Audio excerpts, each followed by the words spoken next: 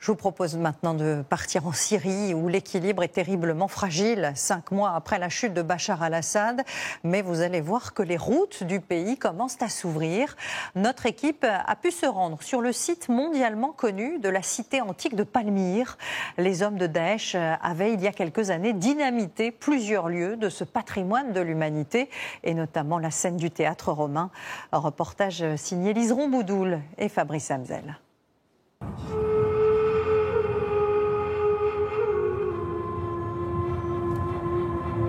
Nous prenons la route qui mène au vaste désert de la Badiya. Direction Palmyre, la cité antique. La zone n'est pas encore sécurisée.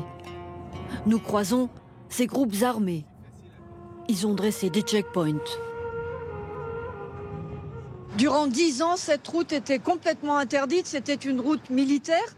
Là, il y a des hommes de la sécurité du nouveau régime qui contrôlent cette route qui va à Palmyre. Pourquoi ? Parce que bien tout autour dans le désert, il y a encore des cellules dormantes de Daesh. Alors 2 hommes armés nous escortent, au cas où. La route est déserte et tout à coup apparaissent les vestiges de la cité antique de Palmyre, classée au patrimoine mondial de l'humanité.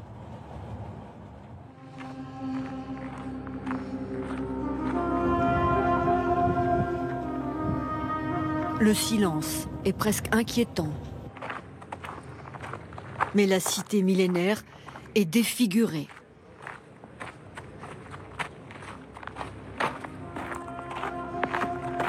Elle porte les cicatrices d'une décennie de guerre.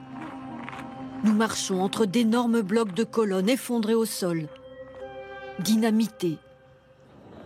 Car en 2015, Daesh avait pris le contrôle de Palmyre et saccagé à coups d'explosifs une grande partie de ses vestiges grandioses. 2000 ans d'histoire anéantis.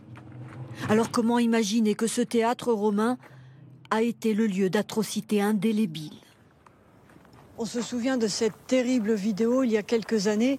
Ici même, Daesh avait mis en scène l'exécution de 25 prisonniers par des adolescents. Palmyre est à nouveau ouverte au public aujourd'hui, mais elle est abandonnée. Parmi les ruines, nous croisons cet homme, le vendeur de colliers. Allô ? Hello, madame. How are you? Il est désespéré. Chaque jour avant, il y avait 700 à 1000 personnes ici, avec des groupes, ici et là-bas, qui visitaient le temple, la citadelle, les tombes. Maintenant, c'est dur, il n'y a plus de touristes. Un peu plus loin, Souleymane. Il a rouvert sa tente bédouine pour accueillir les futurs touristes.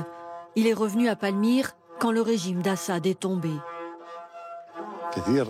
Ils ont tout détruit, toute cette beauté antique. L'Arc de Triomphe, le théâtre, le temple de Bel. Tout le monde venait l'admirer. C'était toute notre vie. On vivait pour le tourisme. Palmyre n'est plus que l'ombre d'elle-même. Et la petite ville tout à côté a été dévastée elle aussi par les combats successifs entre Daesh et l'armée syrienne et ses alliés russes et iraniens. Salam. Seul le musée a résisté. Cet habitant en garde les clés. Il nous montre les statues au sol, décapitées. Et là, les têtes ont été coupées aussi par Daesh ? C'était interdit par Daesh. Les représentations humaines, les visages. On perçoit vite l'acharnement des terroristes. Ce musée abritait une collection unique de bustes du 1er siècle avant Jésus-Christ. De nombreuses pièces de valeur ont été volées, nous dit cet expert archéologue local, comme cette statue. Elle ornait une tombe de Palmyre. Elle est actuellement en vente sur le marché noir à 10 000 €, une somme dérisoire.